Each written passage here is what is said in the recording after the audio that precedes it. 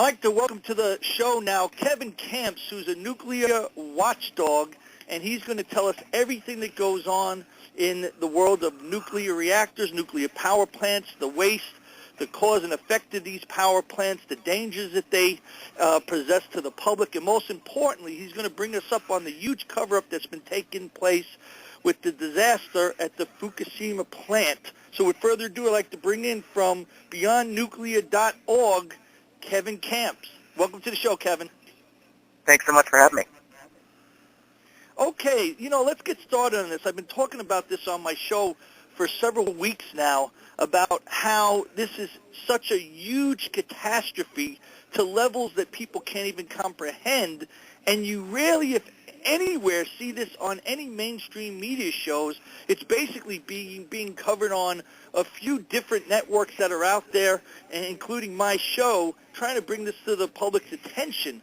First, let's start off with what's exactly going on at this power plant, and why should we be concerned?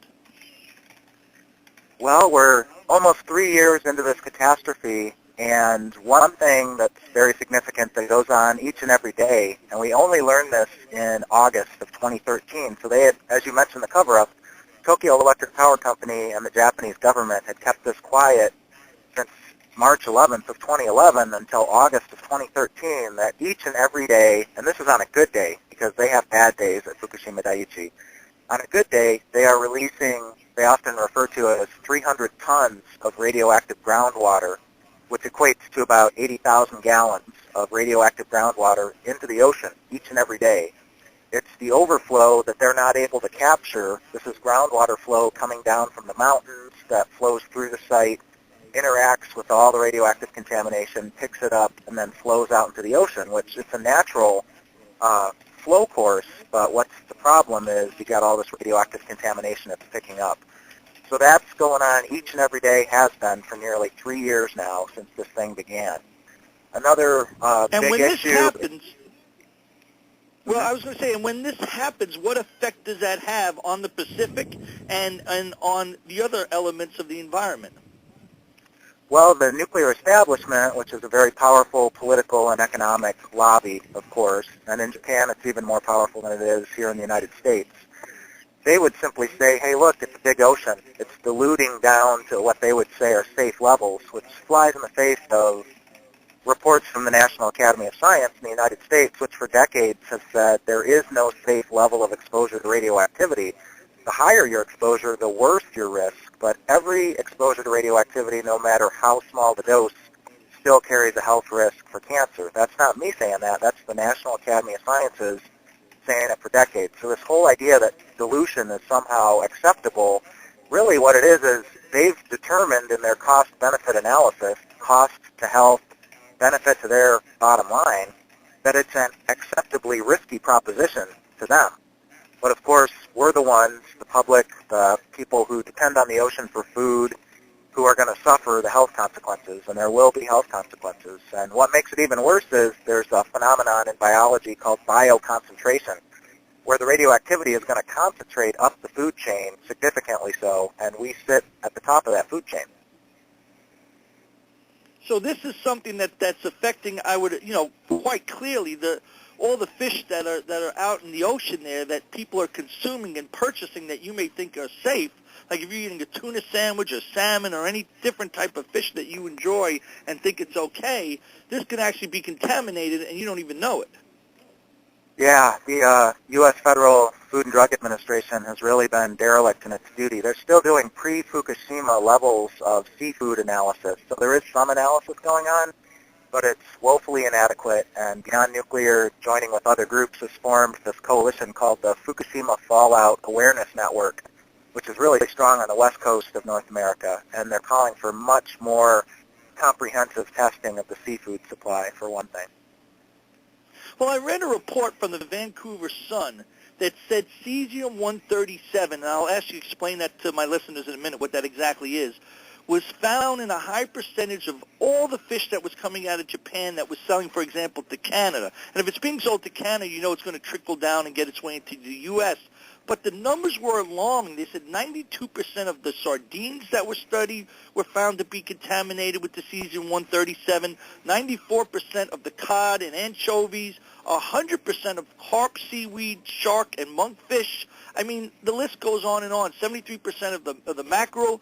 So this is a huge amount of the different types of seafood that we consume, and we're not just talking small percentages, but almost, you're talking the greater majority to almost all of it, 73% and higher in all these particular fish being contaminated. So now, what is cesium-137, and what effect does that have on the fish and then us eating the fish once we get it?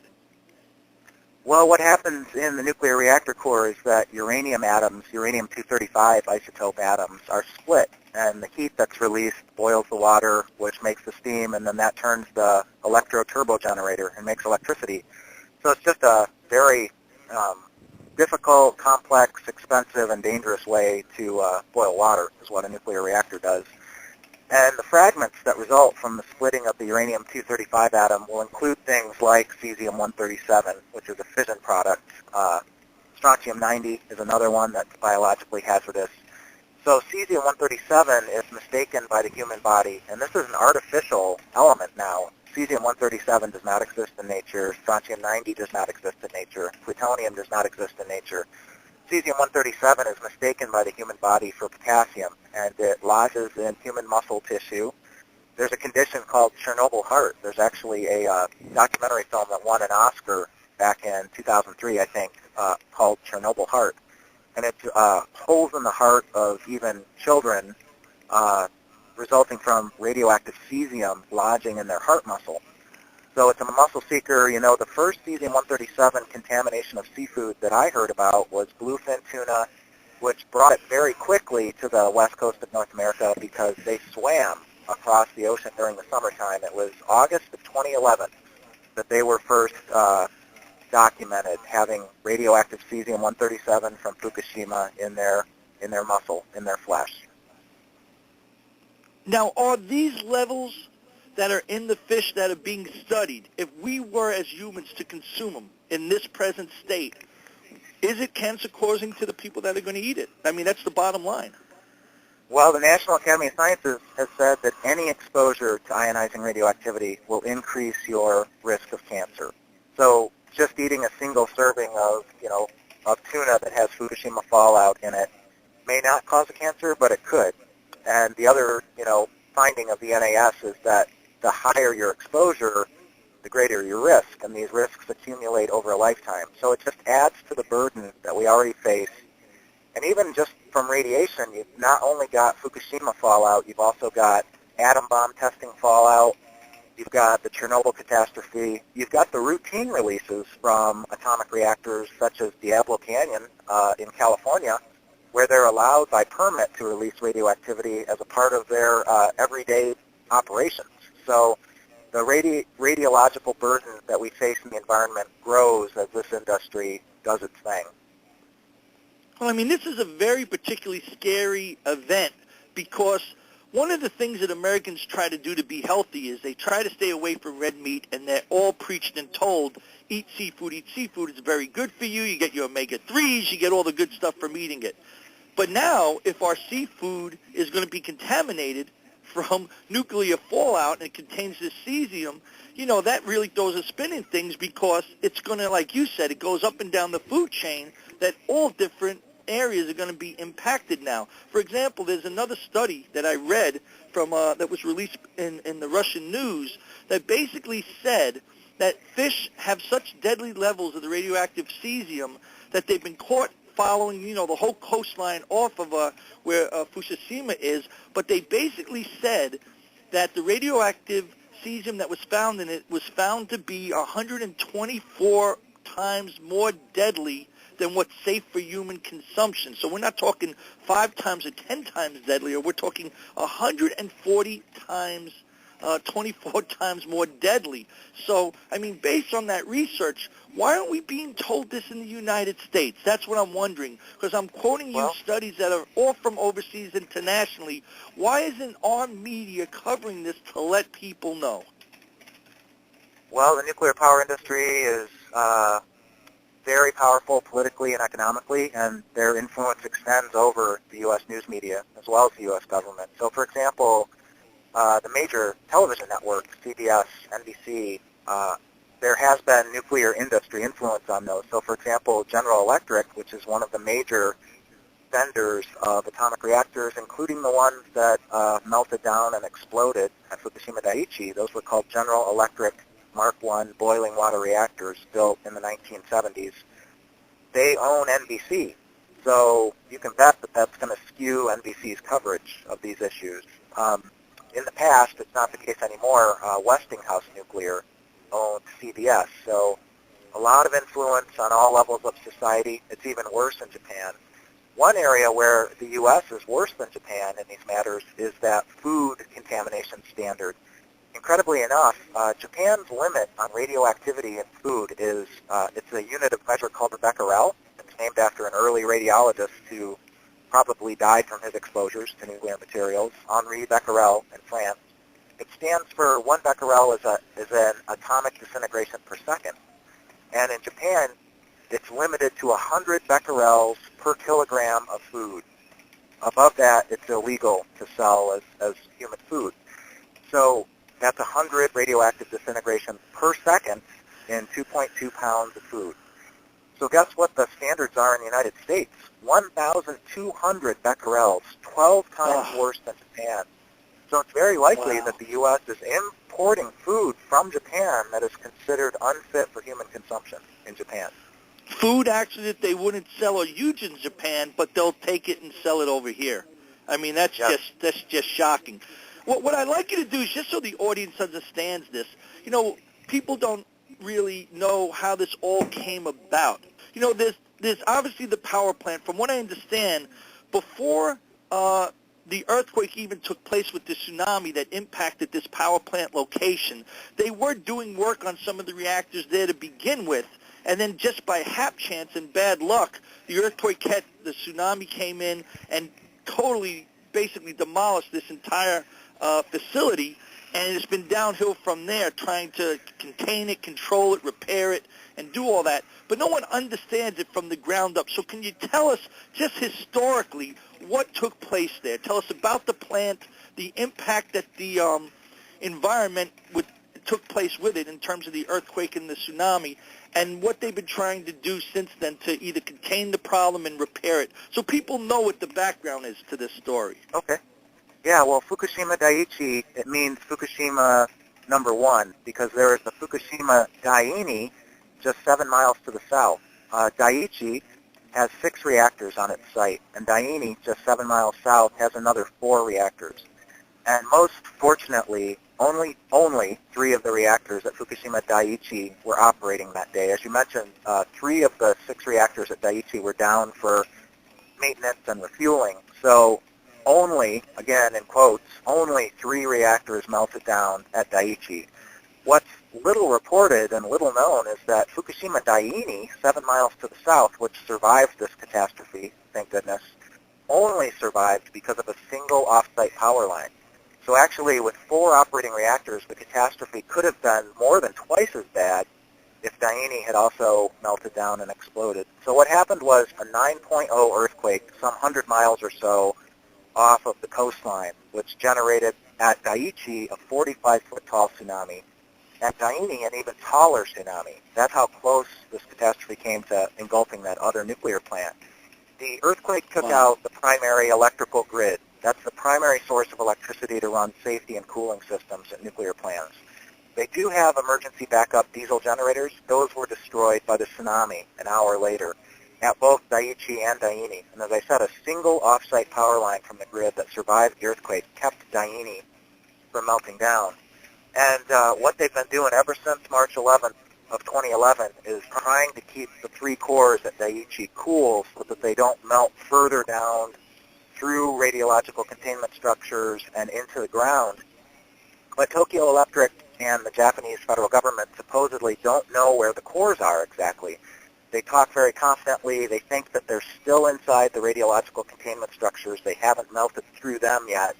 But obviously those containment structures are severely damaged, if not utterly destroyed, because that's where all of this radioactive contamination is flowing out from.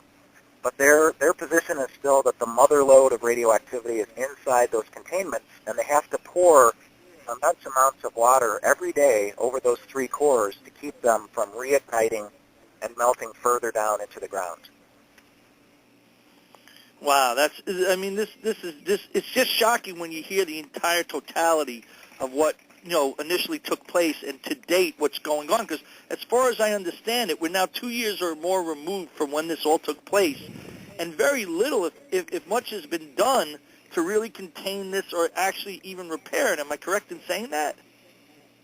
Yeah, well, what they do every day is they pour all this water on those 3 cores, and I mentioned that they can't capture it all. They tried to put an underground chemical dam, so to speak, or a chemical hardening wall underground in the soil to prevent the groundwater from reaching the ocean. But all it did, they really are not planning ahead. They're just ad hoc trying to figure out what to do. What that wall did was, it backed up the water until there was nowhere else for the water to go except over the wall. And so that's the 80,000 gallons per day that's going over the top of that wall into the ocean. They are able to capture another 500 tons of water per day from cooling those 3 melted down cores. But now they're storing that in a tank farm that grows by 2 to 3 tanks per week. These are giant tanks. They're 30 feet tall, probably 20 feet in diameter. They hold 100 tons of water each. And one of the other big issues is that water has not yet been filtered of its radioactive contamination. They've had breakdown after breakdown of the filtration system. It hasn't worked in 3 years nearly. So what's in that water in the 1,000 storage tanks? We're talking 100 million gallons of highly radioactive water, including strontium-90, which is a bone seeker. So they've had some major leaks from the storage tanks. They had one leak that alone was 80,000 gallons that then flowed into the ocean, containing all of the radioactivity that was in it, hadn't been filtered. So they're planning on filtering out the strontium-90. They're planning on filtering out the cesium-137 from the storage tank farm. But they're having leaks. They're having overflows. There's one radioactive poison they can't filter out. It's radioactive hydrogen. It's called tritium. And their plan, if they can get away with it, the fishing industry is fighting them, trying to stop it, is just to release 100 million gallons of tritium into the ocean. Oh, my goodness. And what impact would that have on ocean life? Well, tritium can go anywhere in the human body or in a fish's body that hydrogen goes, which is everywhere, right down to the DNA molecule. And, there's a lot of deception by the nuclear establishment. They say, tritium is a mild radioactive substance. It has a weak beta particle emission. Well, when that weak beta particle emission takes place in your DNA molecule, it's plenty strong enough to break the bonds in your DNA molecule. So tritium is a cause of cancer, birth defects, and genetic damage. I mean, this is just frightening. And what's even more alarming is new studies and reports that I've been researching into say that reactor number 4 is presently in position to collapse and fall completely. And from what I understand, it contains both still fresh fuel and spent fuel. And this is a huge structure, several stories high. Could you give me a little information about that? Yeah, it's the storage pool for high-level radioactive waste. And Unit 4, unfortunately, has the most of any of those reactor units. It has 1,331 nuclear fuel assemblies that are irradiated. That's the real problem, is the radioactive waste that's been in the reactor, has all these fission products in it. And the real danger is that, like you said, that building is at the brink of collapse. It was severely damaged by the hydrogen explosion that took place there. And what's really ironic is Unit 4 was not operating. There was no fuel in the core of Unit 4. All of the fuel had been moved over to the storage pool. The official version of events is that hydrogen gas from the meltdown at Unit 3 flowed through common venting systems into Unit 4 and blew it up. I think there's a lot of, truth still to come out about that, because the original fear, and folks may remember the dramatic photos and TV news of Japanese military helicopters trying to drop water on Unit 4. What they were trying to do was get that water into the storage pool because they assumed that storage pool had no water in it. and that the radioactive waste in there was on fire. That's why they were taking such risky, dramatic action. And then sometime later, a couple months later, they said, well, you know what? It turns out that there was water in the pool the whole time. The helicopter drops did not work, by the way, so those pilots took great risks, and it didn't work. Same thing happened at Chernobyl, actually, with the trying to put the fires out. So they say there was water the whole time. There was no fire in the pool. I'm still dubious about that. The danger is if that pool loses its cooling water, even now, through a collapse of the building, that waste could catch on fire. And it would dwarf the radioactivity releases that have happened so far, because those melted reactor cores, at least they had containment structures around them. Granted, they were too small, too weak, have certainly failed in a very significant way. The storage pool has no radiological containment around it. In fact, it's open air because the buildings have been shattered by the explosion. So any releases would be directly into the environment, and they would dwarf what's happened thus far. Would we be looking at, if this was to occur, probably the worst disaster of this kind ever in the history of mankind? Well, they, in the mainstream media, often refer to Fukushima Daiichi as the second worst nuclear power accident after Chernobyl. But the thing is, it's ongoing, right? It's those releases to the ocean, these potentials for even greater catastrophes to unfold there. So, you know, we'll have to wait and see how this turns out over time. The amazing thing is, on the first anniversary, so that would have been March 11th of 2012, the Japanese Prime Minister who was serving during the catastrophe but left office the previous August was willing to go on the record and say that they were drawing up contingency plans to evacuate metropolitan Tokyo if need be. Some 30 million people. He's more recently, just a couple weeks ago, said actually the plans were to evacuate 50 million people in northeastern Japan. That just gives you an idea of what they were worried about. They were worried about Daiichi completely going up in flames, including 7 pools altogether of high-level radioactive waste storage. Daini having 4 meltdowns. So we're talking about not just a full evacuation, basically, of Japan in that area, but that would have a worldwide effect. We'd have to worry about that in the United States. I mean, all North and even South America, potentially, correct? Depending on where the wind blows and where the ocean currents would carry that much radioactivity, that would definitely have impacts on North America. And what's really telling is just a couple days into this catastrophe, so this would have been like March 13th of 2011, the U.S. Nuclear Regulatory Commission puts out a press release saying, don't worry about it, no big deal, no U.S. territory, including Guam, will be impacted by this. What's incredible is, of course, the cover-up of the meltdowns went on for something like 6 weeks.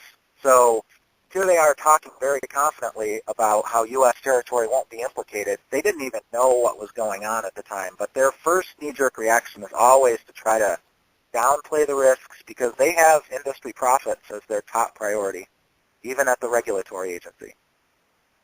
Right, and I'm sure a big part of it also was cleanup crews and to send in different U.S. companies that could profit off of this to go to Japan and partake in all of that. And that leads to another question that I was going to ask you. The downplaying of this by the U.S. government, for example, saying the fish is safe to eat, don't worry, it's not as bad as we think. But the U.S. government also sent in the USS Ronald Reagan to provide assistance. And what happened when they got there is none of the people on the Reagan knew how bad along this catastrophe was.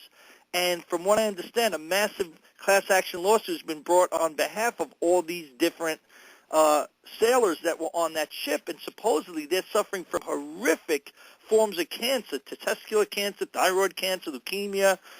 They have bleeding in the liver. I mean, the degree and severity of the injuries are just long and horrific, and it's like they went in there believing it was safe and no big deal, just trying to help out people in that area. What have you heard about this lawsuit? Yeah, I had the opportunity to attend a press conference last March where the lawsuit was first being announced, and a U.S.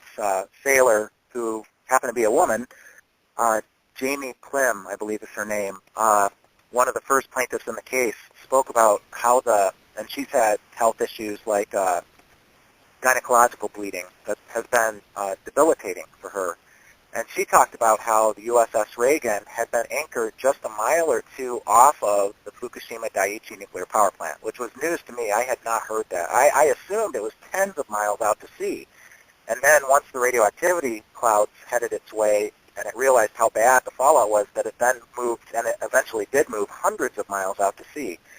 But I had no idea that it was a mile or two away from Fukushima Daiichi. And I just heard another sailor, another woman who was a deckhand who worked on the aircraft, also say the same thing. They were a mile or two away from Fukushima Daiichi. And that raises huge questions.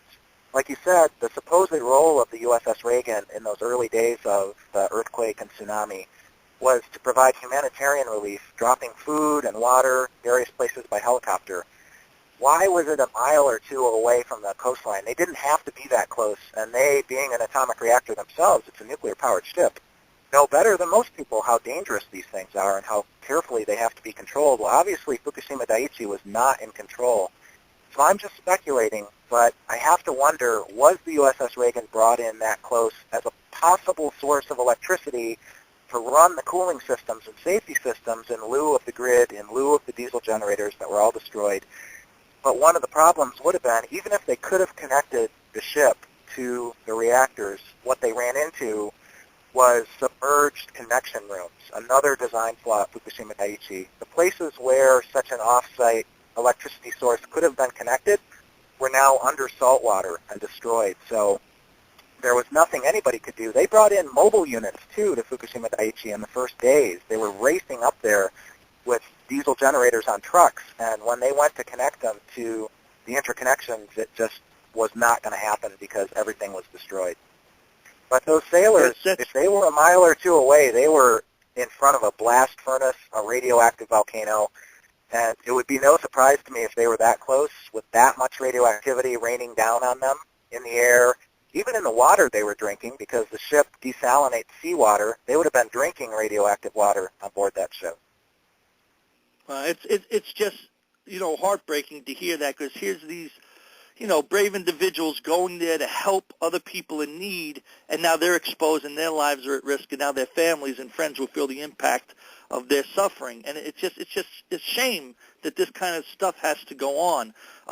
Just so we know, when this plant goes into the phase that it is, things are melting down, the radioactivity is spreading, how many miles out, like in a circular path, like we always hear, like, a nuclear bomb gets dropped and there's the impact zone, then the zone right outside of that. How far will this radiation travel immediately in terms of miles around it that people living in the area are impacted immediately? Well, that's a really good question. Again, it depends on which way the wind's blowing many times, and then where the rain falls or the snow comes down, because that's what's going to bring the radioactive particles and gases that are in the clouds down to the ground. So the same with Chernobyl. I mean, Chernobyl contamination clouds rained down in places like southern Germany, in Scotland, and Wales. We're talking thousands of miles away from the Chernobyl reactor that exploded. In fact, the first detection of radioactivity outside of the Soviet cover-up of the accident was 3 days after the explosion in Sweden.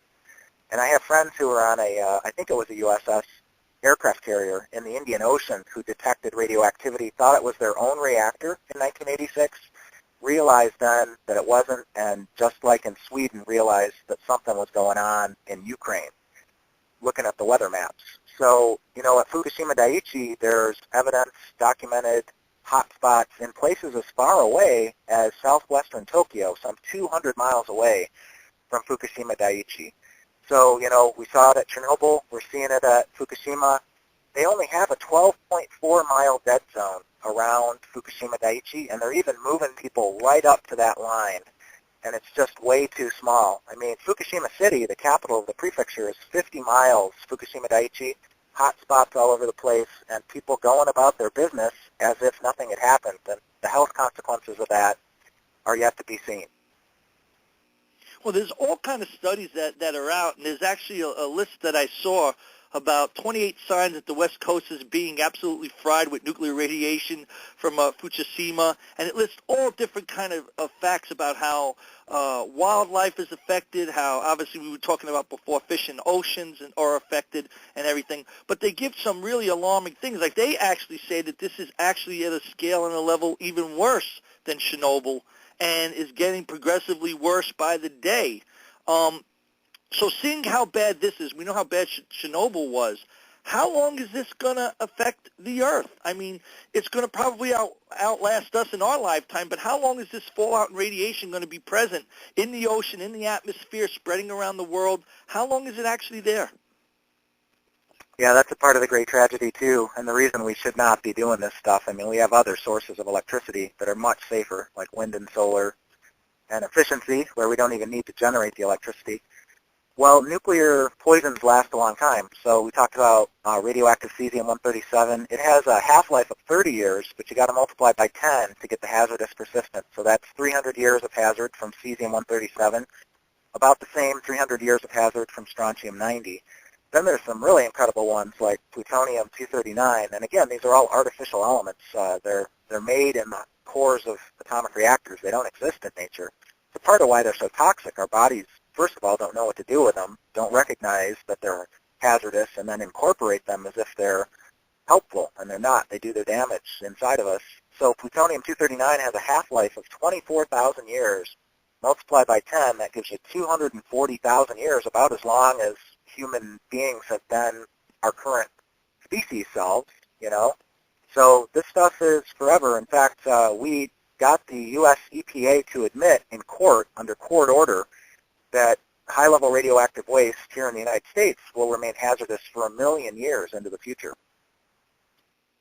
Wow, that's just unbelievable. And, you know, you hear so many proponents of nuclear power, you know, because there's some countries that just run on it completely, like France and a lot of other places over in Europe, and they say this is the safest form of power, it's the only form of power that countries should use, don't become reliant on oil or other forms of it. But there's a lot of other safer type of forms of energy out there, and you just were alluding to that a minute ago. Could you tell us, in your opinion, how safe you actually think nuclear power is, and what other better, safer alternatives we can use instead of that so we don't have a Chernobyl right here in the United States? Yeah, well, atomic power, as shown by Fukushima, as shown by Chernobyl, is unacceptably risky. I mean, Mikhail Gorbachev, in his memoirs after leaving office, said that the Chernobyl catastrophe was the beginning of the end of the Soviet Union. It was a nation breaker. I mean, Russia has, you know, risen from the ashes, so to speak, but they still have a huge wound on their border with Ukraine and Belarus. Belarus was hardest hit of all. So here we have Japan, the third largest economy in the world after the U.S. and China. The jury's still out. You know, is this a nation breaker? You know, and Arnie Gunderson, the whistleblower at Fairwinds from the nuclear industry, and he's now, you know, an environmental champion and an expert on Fukushima, he points out that, you know, when an electricity source like nuclear power becomes that threatening, that risky, that it can take out a nation like Japan, potentially, maybe we should find other ways to turn the lights on, you know? And we have a lot of natural resources that could do the job. So Germany is showing the way. It's not just academic studies anymore, although there have been those for a long time saying renewables like wind and solar and maximized efficiency could run our entire economy. We don't need fossil fuels. We don't need nuclear power. We need the sun and the wind, and we're good to go. Germany lived under the Chernobyl cloud. And then when Fukushima happened, that was enough for them. And they said, we're phasing out nuclear power. They turned off 8 reactors that were similar to Fukushima immediately. I mean, we're talking a month later, they were down, permanently shut down. And the ones that are left, they're going to turn off by 2022. And they're also serious about phasing out fossil fuels because of the climate crisis. So by mid-century, Germany, the 4th largest economy in the world, just after Japan, will be nuclear-free and fossil-free. And so they're a real leader internationally. The fight is on in Japan. The people of Japan, to the 70% level, are saying, end nuclear power, do not turn the reactors back on, because they still have 48 reactors in that country that could operate. But the local public pressure is saying, no way, don't turn them on. But the prime minister and his party are very pro-nuclear.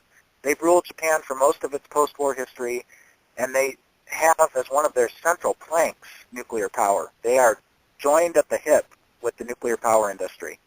So the fight is on in Japan. They have enough resources in terms of wind and solar that they could go that route and continue their economic power, or they could take more risks with atomic reactors. A lot of these reactors are at risk of earthquakes and tsunamis in Japan. Well, what's very scary here is in the United States, we have many of the power plants that we use here. Like I know in Florida, for example, there's at least 3 or 4 of them that are right along the shoreline on the coast, very similar to what you had in Japan. And, you know, we keep seeing each year how the weather is just changing violently. Tornadoes are the worst they've ever been. Tsunamis are getting worse. You know, they had one of the worst recorded storms ever, also out west. So with all the weather conditions changing and getting dramatically worse, what prevents the next hurricane with a huge storm surge coming in, hitting, you know, the east coast of the United States, and we have a similar kind of effect where maybe a giant wave hits one of these plants and causes a similar effect? I mean, is it possible that the same thing could happen here in the United States? Oh, absolutely. I mean, we have 31 reactors that are either identical or very similar in design to Fukushima Daiichi. They are the General Electric boiling water reactors. We have 23 Mark 1s, which are identical, and we have another 8 Mark 2s that are very similar. And take the oldest operating Mark 1 in the United States, Oyster Creek, New Jersey. Superstorm Sandy came very close, within a matter of inches, to overwhelming the pumps that are essential for keeping the high-level radioactive waste storage pool at Oyster Creek in cooling mode. So another close call in the United States. Another big issue in the U.S. is a number of reactors are located downstream of giant dams. And it turns out that the Nuclear Regulatory Commission has been keeping that high-risk situation very quiet. And in fact, some of the NRC safety staff have gone public. They are now whistleblowers at huge risk to their careers. The word out that they see this as a very significant risk. They say, yeah, the dam break may be a low probability event, but if it does happen, these reactors will be plunged into meltdown mode, just like at Fukushima Daiichi. And of course, there's the issue of whether a terrorist attack could target a dam to cause that kind of a meltdown too. So, you know, there's a lot of secrets being kept by the Nuclear Regulatory Commission. Here's one. I bet you can't guess where the most vulnerable reactors are in the country to earthquakes. Do you have any idea in the United States? The logical question would be California, but I'm sure the way you're asking it's somewhere else, and I would probably think in probably the Northeast area, New York, New Jersey. You got it, buddy. New York City, Indian Point, 25 miles away. They didn't realize that there were seismic fault lines there, but Columbia University seismologists in 2008 identified a fault line very close, within a mile or two, I believe, to the Indian Point nuclear power plant. And they didn't build the plant with that in mind, so they didn't build it strongly enough. So yeah, you're right about the California. They knew about the San Andreas fault. They didn't know about some other ones that were even closer to those reactors. But at least they built those on the California coast with earthquakes in mind. At Indian Point, it was the furthest thing from their mind, and those reactors are very vulnerable. And we're talking, if they had meltdowns and huge releases of radioactivity at Indian Point, we're talking 20 million people within a 50-mile radius, and we're talking not just, you know, tens of thousands of deaths potential, but we're talking $1 trillion or trillions of dollars in property damage. So that's a risk that should be ended by shutting those reactors down, because the reactor risks go away as soon as you shut these things down. You're still left with the radioactive waste risks, and that's very significant. So we'll have to improve the storage tremendously so that it can survive natural disasters or terrorist attacks. Well, it certainly seems when you weigh the risk with what the benefits are, that we should really get away from using nuclear power plants. And if we were to do that, do you think that we can be a country that gets by solely on wind and solar power and try to change that model, which would be, you know, great for the environment all around? Do you think that we can really actually do that as a country? Absolutely. I mean, our resources in regards to renewables are much greater than anywhere else in the world that I can think of anyway. I mean, Germany is a relatively small country geographically. It's further to the north than most of the United States. and yet they're a world leader in solar photovoltaic. Also, they don't have a lot of coastline in Germany, and yet they're putting, where they can, they're putting offshore wind in. They're putting certainly on-land wind in. You know, the United States is seeing tremendous growth in wind power in places like West Texas. There's even a solar thermal concentration plant being built in the Mojave Desert in Arizona and California. So it's happening by leaps and bounds, but the nuclear power industry, the fossil fuel industry are very politically and economically powerful. They see this as competition that they don't want, and so they do everything they can to block the development of renewables. But it is the future. We're going to get left in the dust if we don't get on this bandwagon. It's a renewable renaissance that we should be a part of. We should be leading it. Well, I agree with you, and I think with global warming and the way that we see the environment changing and weather patterns changing and what's going on in the world around us, you know, ice caps are melting, polar bears are disappearing. I mean, the impact is just so visible, and for people not to acknowledge this, I think they have their heads in the sand. I mean, real quick, because I really appreciate you spending a little extra time with us, Kevin. We have a call from Robert in Texas. Robert, do you have a question for Kevin Kamps, our nuclear watchdog expert? Yes, Kevin. Thank you for having me on your show. I'm just curious, but have you ever researched or thought about what had happened in the Gulf of Mexico or the Gulf of the Gulf Coast in the U.S. when they had all that oil coming out and it was going on for about 8 or 12 months? Do you think that there's a lot of any cover-up on that, or did you ever see any reports on that? Yeah, I mean, you know, now Senator, formerly Representative Markey from Massachusetts, who's the best nuclear power watchdog in Congress, was the one who got British Petroleum to turn the cameras back on, because they had cameras down there, and they turned them off because they didn't want people to see how much oil was getting out of that breach, and he forced them to turn the cameras back on. So he literally, you know, shined a light on the situation. I've seen Mother Jones magazine do some investigative journalism on where the oil went to. You know, the EP and even the U.S. federal government would kind of like you to think that it just disappeared. We don't know where it went. We don't really care where it went. It disappeared.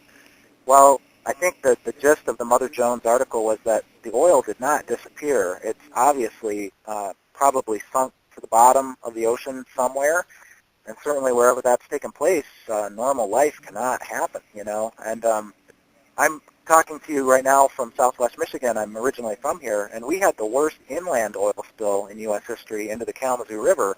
Enbridge of Canada, tar sands oil that burst through a pipe and leaked for many hours, and they didn't even know it until a local utility company happened upon the scene and gave them a call.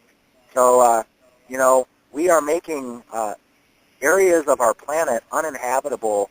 Sometimes they're smaller in size, sometimes they're bigger in size, but we really need to clean up our act because I don't know of a planet B. I certainly don't have a ticket to go there, and we better respect Mother Nature a little better than we're doing. Thank you. Well, I agree with that. I think that, you know, it's just alarming what we're seeing going on from the spill that we had in the Gulf. We see how long that's taking to clean up and the impact that it had over there. I can't even imagine how this compares with what, you know, is taking place, you know, with the Chernobyls of the world or the Fukushimas and so on, because that's levels, I think, even more horrific than what happened in the Gulf. I mean, is that basically a true statement? Well, I mean, the Gulf is obviously an ecological catastrophe. You know, Fukushima is too. You know, it's going to take the oceanologists and oceanographers of the world to really step up. We really need the best and brightest minds on these issues to really, you know, exert themselves. I mean, our species needs this to happen so that we can survive into the future. And the cover-ups are just unacceptable. People have to express a lot of courage and take on the powers that be because, you know, they would like to cover up these things. There's so much money that they're making on these dirty energy, dangerous energy technologies that they don't want to lose that money. But the thing is, we need to transition our industry into clean energy, you know, renewables and efficiency. There's money to be made there. You know, it's grown by leaps and bounds all over the world. Well, I really appreciate your time. This has been just enlightening, Kevin. Just two more questions. You everybody hears that this is obviously taking place in Japan. We know the impact there. We know it's spreading through to the, Pacific Ocean. I've heard that there's levels and waves of radiation coming over through the Pacific that stretch the entire length of California. So when you hear that, if you're living in the United States, what impact is this going to have first on Hawaii, which would get it first, then the West Coast up and down, Oregon, Washington, and California, but then what about the rest of us in the United States? Is there a way that it can go through the oceans, even getting to the East Coast with the Atlantic Ocean and affect us here? Like, what should everyone expect in the United States directly? Well, like we talked about before, the seafood supply is certainly implicated. The worst atmospheric releases were in the first days and weeks of the Fukushima catastrophe, and they reached the North American mainland very quickly, within days, actually, and fell out with rain and snow all across North America. So a place like Boise, Idaho, I don't remember exactly when this was. It was either March or April of 2011. The federal measurement there is radiological measuring that goes on. It's woefully inadequate, but we do have some data points, was 252 times the Safe Drinking Water Act limit of radioactive iodine-131 in the rainwater that fell on Boise, Idaho. This was Fukushima fallout. The state of Virginia put out a press release that warned people that drink rainwater in Virginia that have, these systems where they drink rainwater at their home, not to do so because of the Fukushima fallout, at least for a certain period of time. So, like we talked about Unit 4 at Fukushima, if that radioactive waste pool were to catch on fire, then that would mean more atmospheric releases, order of magnitude greater than what we saw in 2011. And then, again, it would blow with the wind and fall with the rain onto the United States. Wow. Well, with that said, this has just been enlightening. I got to appreciate you coming on the show and giving us the time you have. Just one final thought. Where can I direct my audience who is obviously going to be very interested in learning more about this? Where can they go to learn more? Can you please tell us a website or other locations you think they could get information at this time? Sure. Our website, and there's a lot of subsections, including one on Japan, is www.beyondnuclear.org. And a really great group in Japan would be Green Action Japan. You could go there. They're right in the heart of the grassroots struggle against the nuclear power industry in Japan. Green Action Japan. Okay, thank you. With that said, Kevin Kamps, everyone. Kevin, thank you for your time. It's been enlightening, and keep up the good work.